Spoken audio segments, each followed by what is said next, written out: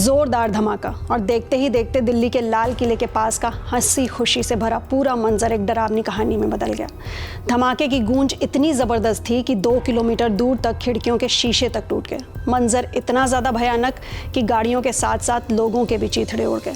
हर तरफ खून, लाशों के अंग, किसी का हाथ कटा पड़ा था तो कहीं सड़क पर किसी के फेफड़े बिखरे थे। रूह को कपा देने वाला ये मंजर देखकर एक ही सवाल हर मन में था कि चंद सेकंड में इतनी तबाही मचाने वाला जिम्मेदार कौन है। जी हाँ, देश की राजधानी दिल्ली सोमवार शाम एक ऐसे धमाके से दहल उठी जिसने पूरे देश को हिला दिया। लाल किला मेट्रो स्टेशन के पास हुई इस भयानक घटना में अब एक एक कर चौंकाने वाले खुलासे सामने आ रहे हैं। पुलिस जांच में पता चला है कि धमाके में इस्तेमाल हुई i20 कार का सीसीटीवी फुटेज मिला है और उसमें से जो शख्स दिखाई दे रहा है वो कोई और नहीं बल्कि डॉक्टर उमर उ नबी बताया जा रहा है। वही डॉक्टर उमर जिसका नाम फरीदाबाद से पकड़े गए आतंकी नेटवर्क में सामने आया था।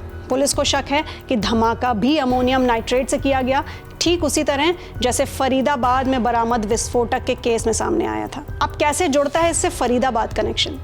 तो बीते दिनों फरीदाबाद में आतंकी नेटवर्क का पर्दाफाश हुआ था। एक आरोपी की गिरफ्तारी के बाद भारी मात्रा में अमोनियम नाइट्रेट बरामद किया गया।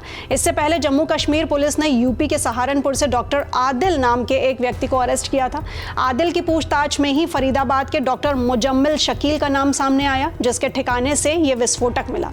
अब जांच एजेंसियां मान रही हैं कि दिल्ली धमाके में भी वही विस्फोटक इस्तेमाल हुआ होगा। तो धमाके ने क्यों चौंकाया? मीडिया रिपोर्ट्स के मुताबिक मृतकों के शरीर पर ना तो पैलेट के निशान हैं, ना ही जलने के, जो आमतौर पर बम धमाकों में मिलते हैं। धमाका इतना तेज था कि 4 किलोमीटर तक आवाज सुनी गई, लेकिन विस्फोट की प्रकृति रहस्यमय बनी हुई है।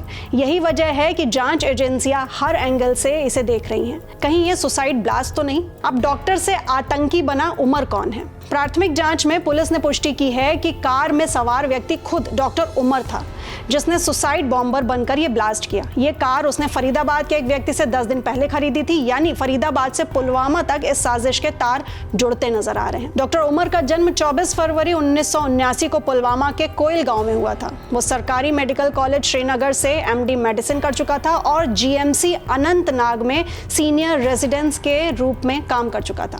बाद में वो दिल्ली और फरीदाबाद के अल फलाह मेडिकल कॉलेज में भी कार्यरत था।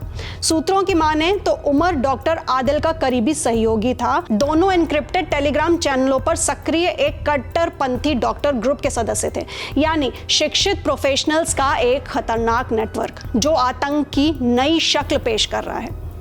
अब इसमें नुकसान और जांच कैसे कैसे आगे बढ़ रही है। धमाके की चपेट में आई 6 गाड़ियां पूरी तरह से तबाह हो गईं, जबकि 20 से ज्यादा वाहन क्षतिग्रस्त हुए हैं।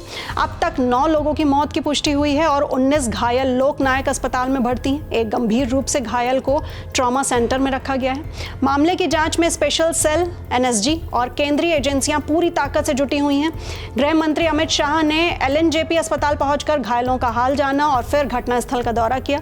वहीं प्रधानमंत्री नरेंद्र मोदी ने कहा कि पहलगाम हमले के आरोपियों की तरह इस संहार के गुनहगारों को भी बख्शा नहीं जाएगा।